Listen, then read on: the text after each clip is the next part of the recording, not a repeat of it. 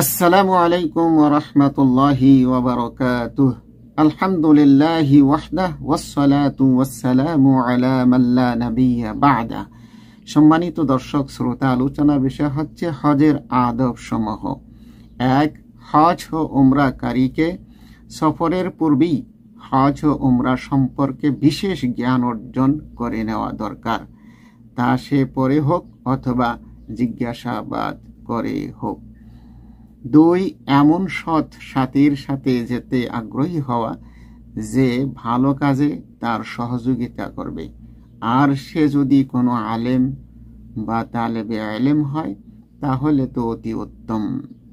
তিন, হজ্জে তার উদ্দেশ্য হতে হবে আল্লাহর সন্তুষ্টি ও তার নৈকট্য লাভ।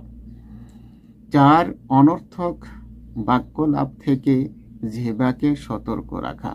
কোনো ধরনের ফাহেসা কাজ, কোনো ধরনের ফাহেসা কথা, কোনো ধরনের মিথ্যা কথা, কোনো ধরনের গালি, কোনো ধরনের অকথ্য ভাষা মুখ দিয়ে প্রয়োগ না করা, গীবত না করা, এই সমস্ত থেকে জিহ্বাকে বিরত রাখা।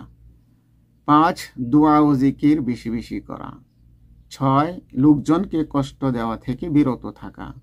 সাত, মহিলাদের পর্দাপর্শিতা বজায় রাখা এবং পুরুষদের ভিড় থেকে বাঁচতে চেষ্টা করা।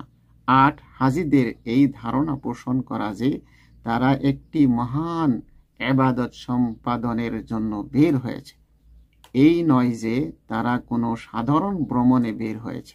কারণ অনেক হাজি, আল্লাহ তাআলা তাদেরকে হেদায়েত দান করুন, এই ধারণা পোষণ করে যে হজ ভ্রমণের একটি সুযোগ মাত্র, তাই তারা বিভিন্ন রকমের ছবি ও চিত্র এই সফরে তুলে, অর্থাৎ সেলফি এবং বিভিন্ন ছবি তুলে তারা পোস্ট দিয়ে থাকে আর নিজেকে গর্ব মনে করে।